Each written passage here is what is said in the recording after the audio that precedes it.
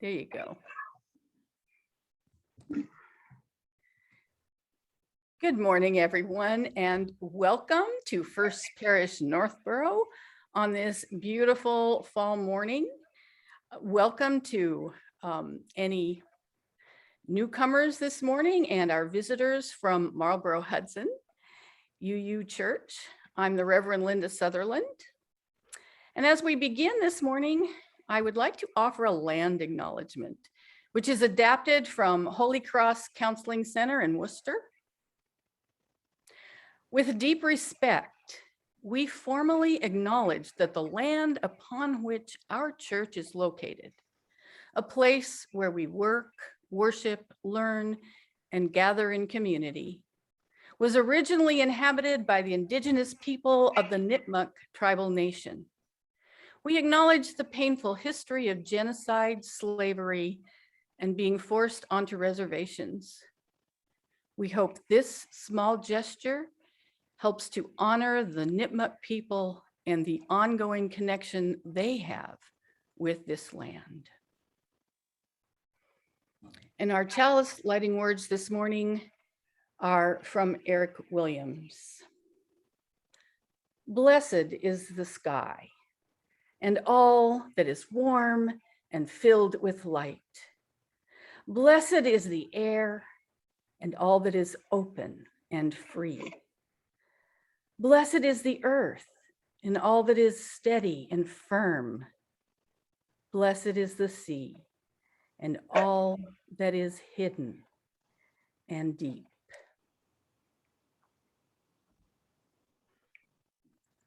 Now I invite you to settle in and feel the peace and support from the firm earth below you as I offer these words from Matthew Johnson. For 5,000 years or more than 15,000 generations, human beings have been invoking spiritual power. My predecessors and yours have gathered together to make sense of their lives and their place in the cosmos. And they have spoken aloud and invited what they conceived as sacred and powerful to be with them. They called upon the spirits of air and earth, fire and water. They called the bear and deer. They asked for the raven to protect them. They pleaded for the heroes of old to slay the monsters of their fears. They sang songs they learned from their grandparents and moved in the appointed ways, or in ways that were new, but felt like the right thing to do. And they imputed power to these spirits and to the memories of those heroes. They called them gods, and they were invoked. Vishnu and Kali, Elohim, Odin, and 100 million others. Every group of people everywhere. They gathered to make sense of their lives and to make sense of their place in the cosmos. And they called these spirits to be present for them. And so do we. So do we. We gather this morning to make sense of ourselves and this universe in which we live as best we are able. And we call ourselves to worship together. And we invoke the power and wonder of life itself, that to which all those spirits of animals and memories of heroes pointed the way. We invoke that power, which is, we know, always around, always with us, but which we sometimes forget about. We forget that we are part of the whole of creation. We forget that we are stardust. We forget that we are capable of miracles. First among them, that we can love. We forget these things. So we invoke the power of existence so that we can remember, so we can lift our eyes and open our ears to the true and beautiful. For 5,000 years or more, we have done this in many tongues, in many ways, we have done this. And so we continue that ancient tradition in our way and our time. And so let us now worship together. And I invite you, with your microphones muted, to sing with us our opening hymn this morning, "The Earth is Our Mother."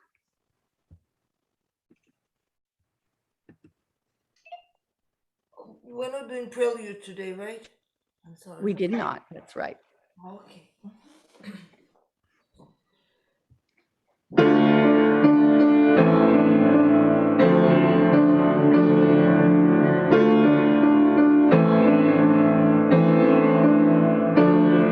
The earth is our mother. We must take care of her. The earth is our mother. We must take care of her.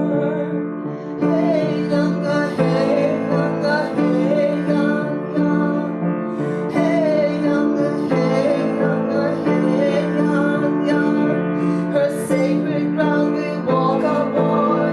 With every step we take, her sacred ground we walk upon. With every step we take. Hey, younger, heart, younger, hey, young, young. Hey, younger, heart, younger, hey, young, young. The earth is our mother. She will take care of us. The earth is our mother. She will take care of us. Hey, younger, heart, younger, hey, young, young. Hey, younger, heart, younger, hey, young, young.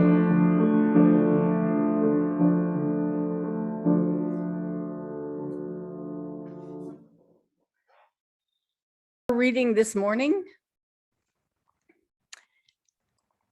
is Reflections from Standing Rock by Kristen Grassel-Schmidt.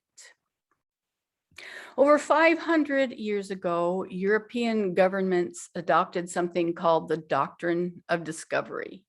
Any lands and resources not already ruled by a European Christian monarch automatically became the property of whatever government whose subjects traveled to and occupied the territory.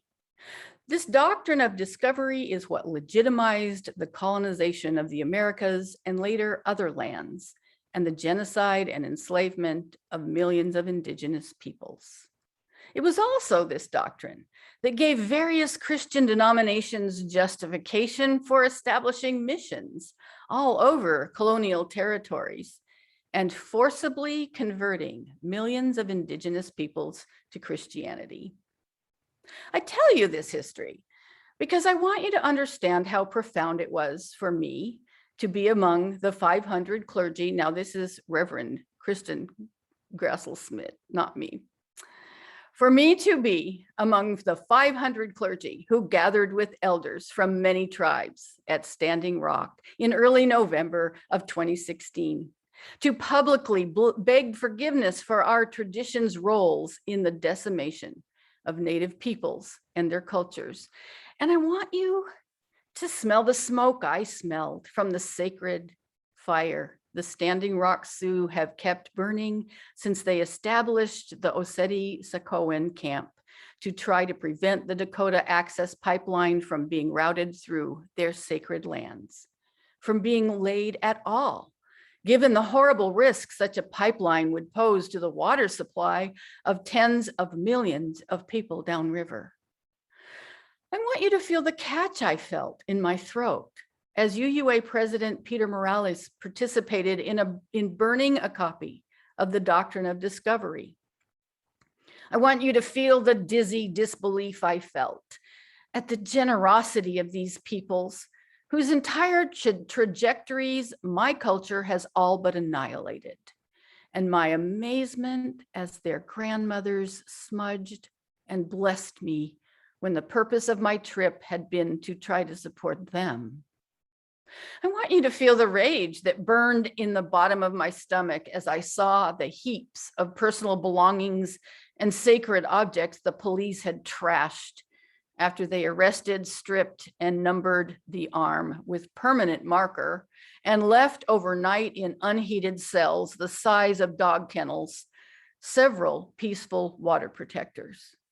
And I want you to feel that rage quadruple as mine did when I learned that the pipeline had originally been routed to go through Bismarck, but that it had been rerouted when that city's mainly white citizenry objected, worried about a leak jeopardizing their water supply. The rage of learning that the governor of North Dakota and his closest friends stand to personally profit from the completed pipeline. I want you to feel the tension I felt as I walked from camp to the front line, where a militarized police force had positioned burned out vehicles and officers in SWAT gear to keep water protectors from even being able to see the destruction the oil company's construction workers were waging as they dug through sacred lands that include burial and battlegrounds as hallowed as to the Lakota and Dakota peoples as Gettysburg or the Alamo are to many of us. I want you to feel the sense of unease I felt, the sense of being under a microscope as a police helicopter and later a small prop plane circled just overhead of us as we clergy confessed and prayed, sang and listened to the stories and urgings of tribal elders. I want you to feel the great sadness that slowly settled into me. More every hour I was in that place, so saturated with over a century of loss and theft and violence. The sadness of knowing that my lifestyle is contributing to the hunger for oil.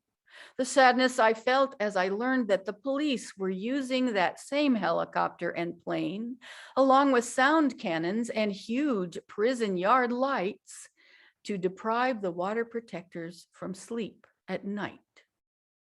The sadness that while I got to get back on a plane and fly home to my healthy family and the new home and job that I love, many of these peaceful and strong and admirable people would remain at the camp through the winter or go back to lives in which simply going grocery shopping can be impossible because racist cashiers routinely refuse to serve Native Americans. There is so much more of what I saw that I want to share with all of you, but I want to end with what I think is the most important part of my experience at Standing Rock, the sense of the sacred.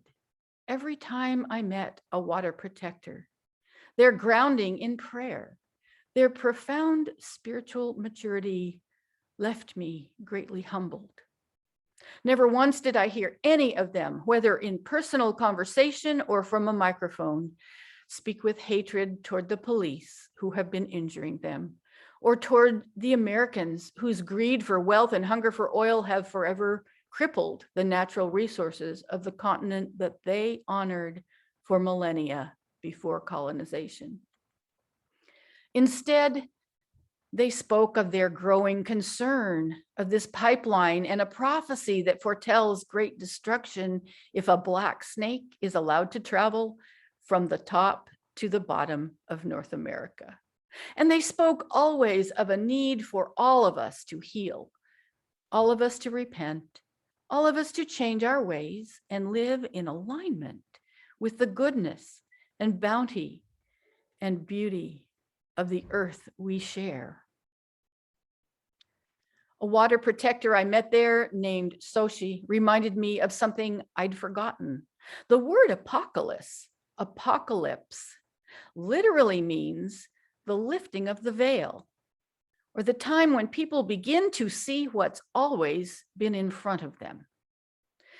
We know that relying on oil to power our lives is bad for the earth, and as such, bad for us. Our culture has just been working really hard for a really long time to ignore that truth. May my tiny contribution to supporting Indigenous self-determination and supporting the water protectors at Standing Rock And may the contributions of each of us in our own ways help tip our world into a new age. May the contributions of each of us help tip our world into a new moral revival, where people are valued more than profits, where the health of our planet is valued more than lifestyle convenience, and where love of human diversity is valued more than fear.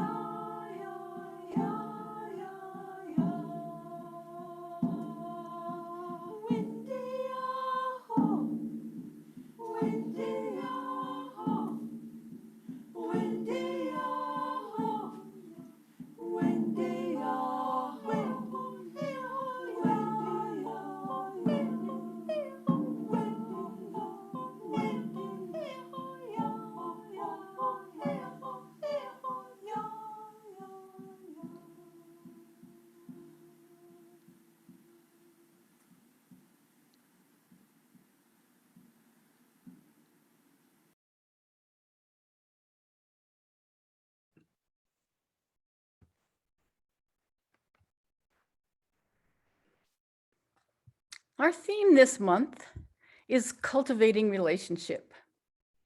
Today, Unitarian Universalists across the United States and elsewhere are honoring Indigenous Peoples Day. For many years, Native Americans have been advocating for our country to reconsider celebrating Columbus Day.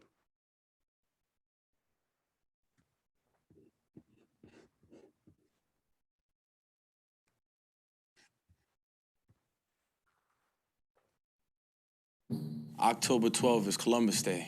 A day that our government has deemed worthy of remembrance. But with all due respect. With all due respect. With all due respect. There's an ugly truth that has been overlooked for way too long.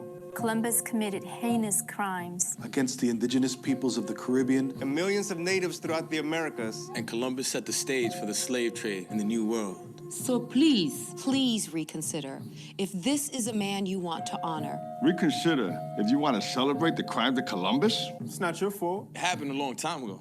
But remaining neutral and pretending like it didn't happen, or that it doesn't still impact us today. So please take the day to learn the whole story. Celebrate the people who were here first. Petition for a nationally recognized Indigenous holiday. So please reconsider how you plan to spend October 12th. Reconsider the story of Columbus. Visit reconsidercolumbusday.org.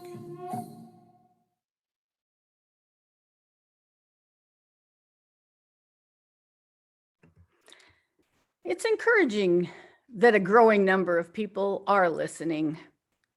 Indigenous Peoples Day, as an alternative to Columbus Day, was officially instituted in Berkeley, California in 1992, at least according to Wikipedia, to coincide with the 500th anniversary of the arrival of Columbus in the Americas on October 12, 1492. It joined a small but growing number of localities adopting Indigenous Peoples Day, beginning in 1989, when the state of South Dakota began officially celebrating what they called Native American Day. It was slow going, but by 2009, when that video was made, the issue had begun to gain a higher profile. Starting in 2014, many other cities and states began adopting this holiday, including Boston just this year. And President Obama just signed something. I haven't even found the details on that, but honoring Indigenous Peoples Day. He listened. Some might ask, does it matter? How does it help Indigenous people to have an Indigenous Peoples Day? Is this just an empty gesture? I suggest it matters more than we realize. Thomas King writes in The Truth About Stories that stories are medicine and have the power to injure or heal. Observing a holiday in honor of Columbus and his exploits sends the wrong message. More important, it hurts Native Americans by reinforcing their absence from our national consciousness. And it hurts those who aren't Native by lauding the arrival of a European instead of the more important, impressive healing story of Indigenous survival. The Indigenous story is more accurate, and it's a story all of us deserve to hear. If stories are medicine, the doctor is in. More and more stories are being shared all of the time. The prescription is to write and speak and learn a healing narrative that honors Native peoples. Yes Magazine contributor Grace Lynch set out to do just that and collected stories from Indigenous women. She was preparing to present at the 2021 UN Climate Change Conference just this past summer. She says the doom and gloom barrage of doomsday numbers and overwhelming magnitude of the problem always leave her with feeling small and powerless when she writes about climate change. And so this time she wanted to try a different approach. She knows that communities of color and women are disproportionately affected by climate change. I wanted to personalize the elusive magnitude of climate change by centering the voices of Native women and women of color, she said. So she created the podcast As She Rises with Wonder Media Network as a way to reframe the climate conversation around Indigenous women and women of color who are on the front lines of preserving their homes and communities. Along the way, she said, I expected to find organizations to support or ways to take action. What I didn't expect to find was that my entire understanding of the climate crisis was wrong. She goes on to say, one of my guests on As She Rises is Kimberly Blazer, a Chippewa poet, scholar, and member of the White Earth Nation. Blazer encouraged me to embrace the feeling of insignificance that I tend to get when I consider how wide the problem is. She said that feeling is crucial for reorienting and reapproaching one's relationship to the earth.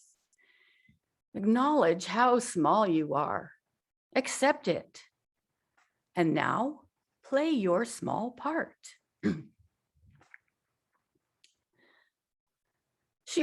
Blazer also expressed, as did many of the Native women I spoke to, that humankind's relationship with Earth has gotten wildly out of whack.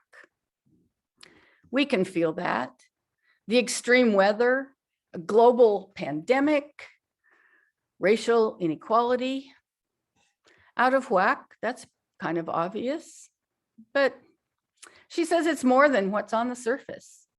As a society, she says we've forgotten the role that human beings are meant to play in the larger ecosystem. And she uses the story of Margot Robbins to illustrate her point. Margot is the executive director of the Cultural Fire Management Council. It seeks to facilitate cultural burns on the Yurok Reservation and surrounding ancestral lands in California. Now, cultural burning is the indigenous people's practice of skillfully using low-intensity fires to manage the landscape. It removes the fine fuels on the forest floor, such as fallen leaves and twigs. It kills pathogens. It fertilizes the soil. It stimulates biodiversity and healthy waterways. The Yurok practiced controlled burns for millennia before US forest management policies forced them to stop. In the wake of devastating fires such as the recent Dixie Fire in California, Robbins and her fellow Yurok are now teaching California firefighters how to practice controlled burns. For Robbins, the concept of fighting fires is entirely misguided to begin with. The ability to control and thoughtfully deploy fire is the unique role humans are meant to play in our planet's larger ecosystem. Grace Lynch heard her story and many others. The stories continue to change her, she says, expanding the way she thinks and opening up many imaginative possibilities as she continues her efforts to make a difference for the future of the earth. Grace says, Indigenous women and women of color have the capacity to lead us out of this climate crisis. At this time of unprecedented challenge, these are the survivors we must turn to. These are the leaders who are creating real results and who hold the necessary understanding of what it means to live in sustainable harmony with the land. And so I'll close my remarks today with this story, recorded in the UU Minister blog Braver, Wiser on the UUA website, if you would like to find it. It's called Reclaiming My Culture by Mike Adams, and he wrote it just this month, October 6th, a few days ago. He says, he quotes Tupac Shakur, "I'm not perfect, but I'll always be real. And he says, the residential school survivors gathered in the community center recited, "Holy Mary, Mother of God, blessed art thou." I glanced at the box with Mom's ashes, expecting it to topple. I thought she'd flip in her grave over Catholic prayers at her memorial. Mom abandoned this forced religion, but not all natives do. Afterward, we sang Lilwat prayers, and then family members spoke. The room was burdened with vanished opportunity and stolen familial ties. 8 of us had traveled 2,000 miles so Valerie could rest with her ancestors. 6 decades earlier, she had been violently separated from her family and her tribe as part of the Indian adoption program. Today, she returned home, a beloved stranger. This exposed a heartbreak that had festered for a lifetime. Her eldest sister sobbed, recalling summers spent with her dad, searching the United States for her stolen sister. Mike, his wife, and his son, with some of Mike's Lilwat relatives. My mom and my sister and I had reunited with Lilwat family 20 years earlier. My wife and I agreed on a Lilwat name for my son, and we've all formed relationships with Lilwat aunts, uncles, and cousins. We've also built lives in New Mexico, so we live far away from British Columbia and probably will never live with my tribe. But today, I am learning Lilwat songs, and I'm starting to learn our language along with my son. I hope that he might one day attend a university near the Lilwat Nation and work on language preservation efforts. I hope that I can visit my people often and visit my mom's burial site. It's painful knowing that she rests so far away. I cried as we crossed the Canadian border. I was leaving my mom in another world, located far away from mine. It was the right thing to do, and it brought some closure for a community traumatized by the theft of its children a lifetime earlier. This experience is bittersweet. I grew up isolated in white America. The only Lilwat Indians I knew were my mom and my sister. I've gained family who look like me, and I'm reclaiming my culture. It's painful knowing my mom rests in such a distant place, but it also ties me to my people, my past. It is good. And then he ends his article with this prayer. For the generations who survived being hunted, who endured theft and destruction of our people's lands, and who persevered through the theft and indoctrination of our children, we are grateful that you survived and for the resilience you have passed on to us. Because you did these things, we are still here. For the activists who stood against corruption and who forced a spotlight onto our people's mistreatment, we are grateful for your commitment. Because of it, we are still here. For the people who never consented to the sacrifices that were forced from you, we remember you. We mourn your suffering and loss. We honor you as best we can. We do this because we are still here. For the future generations, we ask that you remember. We look to you to keep our people's future alive after we're gone. We ask you to find strength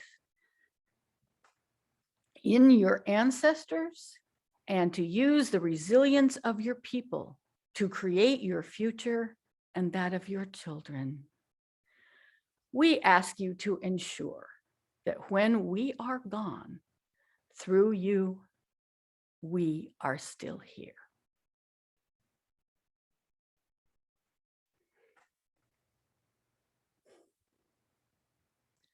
Our October offerings will be split with the Northborough Community Meals Program, showing our love for our neighbors. So please give as generously as you're able.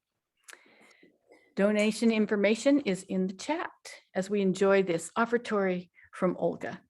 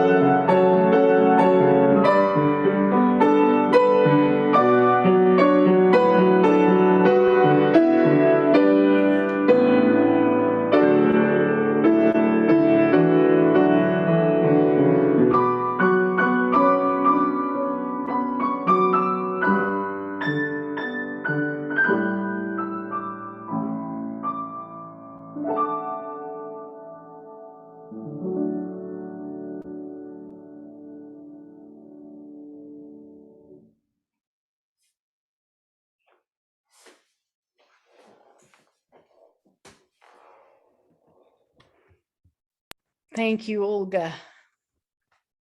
The colors of the wind. We raise our hopes for cultivating deeper relationship with Earth and all of her creatures, With these words from Vern Barnett, Earth Day prayer in the spirit of Indigenous traditions.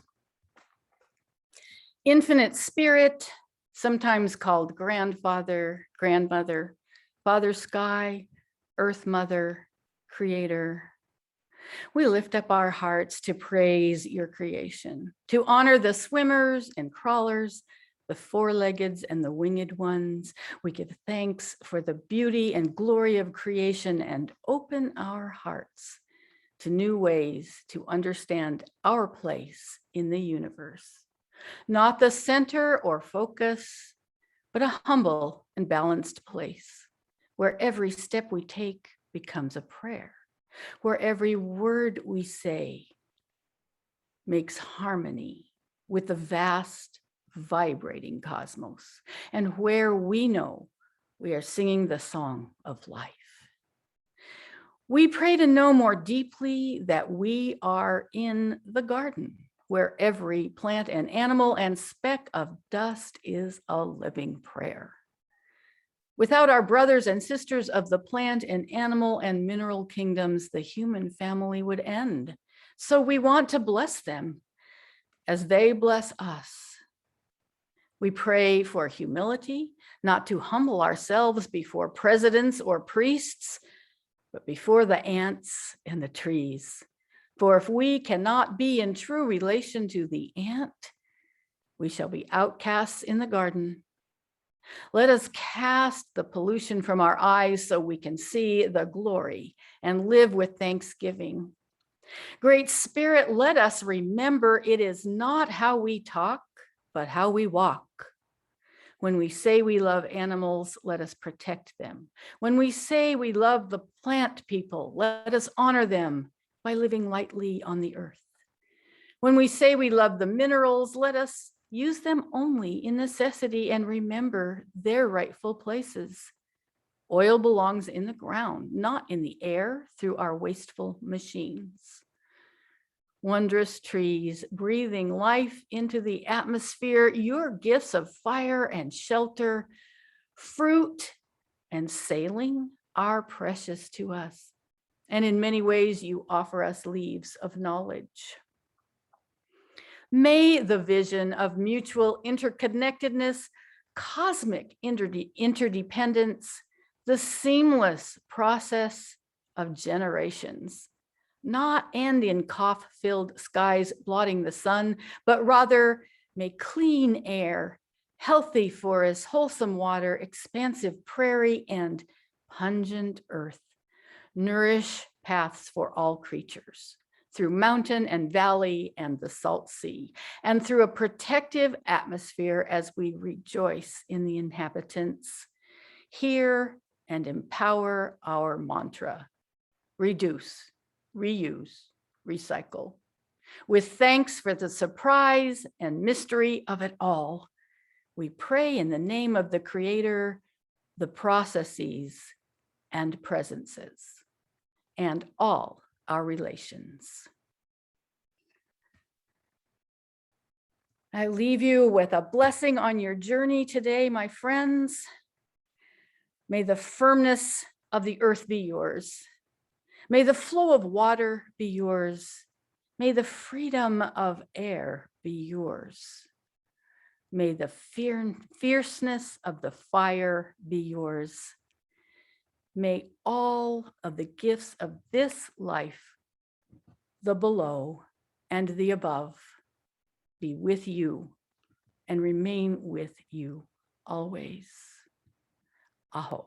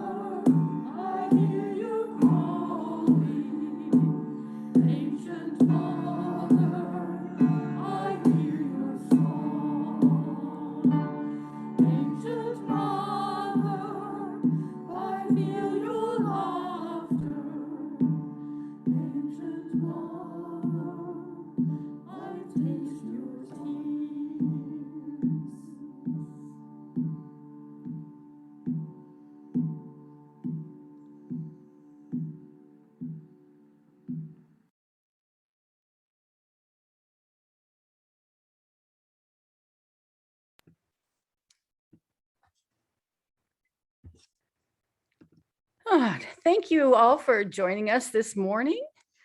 I have one announcement. The Wi-Fi is coming soon to the meeting house, and Stephanie is recruiting some helpers. And so let Stephanie know if you can help with this.